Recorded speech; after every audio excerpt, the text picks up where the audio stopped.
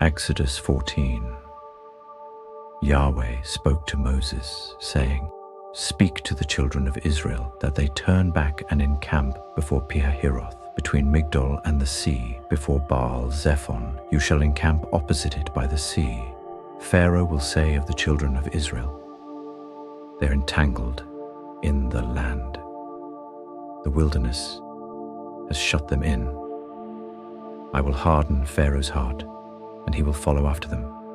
And I will get honor over Pharaoh and over all his armies, and the Egyptians shall know that I am Yahweh." They did so.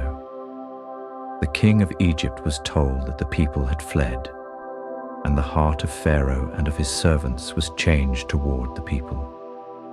They said, "What is this we have done, that we have let Israel go from serving us?"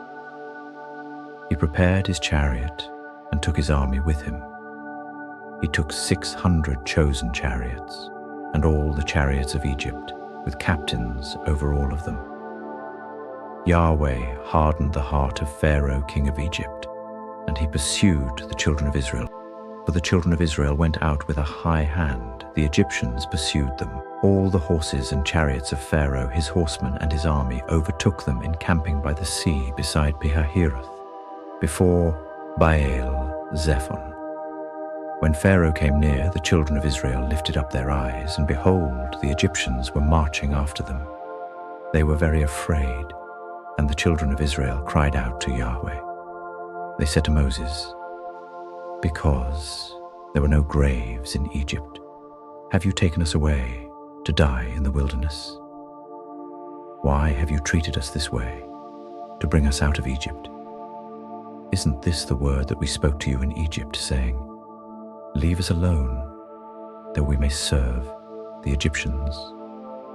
For it would have been better for us to serve the Egyptians than to die in the wilderness." Moses said to the people, "Don't be afraid. Stand still and see the salvation of Yahweh, which he will work for you today. You will never again see the Egyptians whom you have seen today. Yahweh will fight for you, and you shall be still."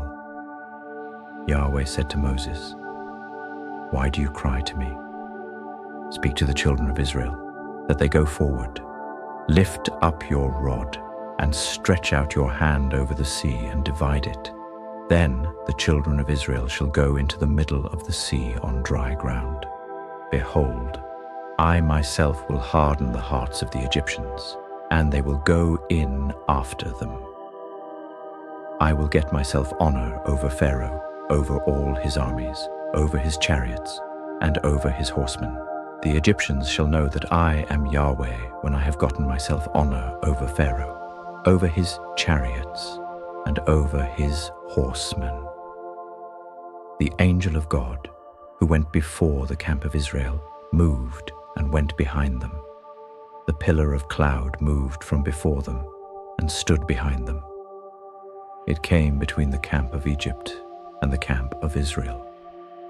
There was the cloud and the darkness, yet it gave light by night. One didn't come near the other all night.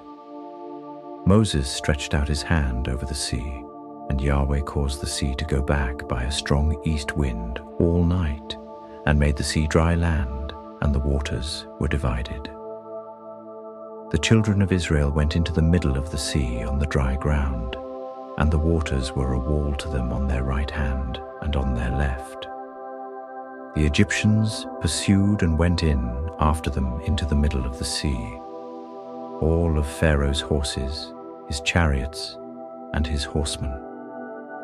In the morning watch, Yahweh looked out on the Egyptian army through the pillar of fire and of cloud, and confused the Egyptian army. He took off their chariot wheels, and they drove them heavily. The Egyptians said, "Let's flee from the face of Israel, for Yahweh fights for them against the Egyptians." Yahweh said to Moses, "Stretch out your hand over the sea, that the waters may come again on the Egyptians, on their chariots, and on their horsemen." Moses stretched out his hand over the sea, and the sea returned to its strength when the morning appeared. The Egyptians fled against it, and Yahweh overthrew the Egyptians in the middle of the sea. The waters returned and covered the chariots and the horsemen, even all Pharaoh's army that went in after them into the sea. There remained not so much as one of them. But the children of Israel walked on dry land in the middle of the sea, and the waters were a wall to them on their right hand and on their left. Thus Yahweh saved Israel that day out of the hand of the Egyptians, and Israel saw the Egyptians dead on the seashore. Israel saw the great work which Yahweh did to the Egyptians, and the people feared Yahweh, and they believed in Yahweh and in his servant Moses.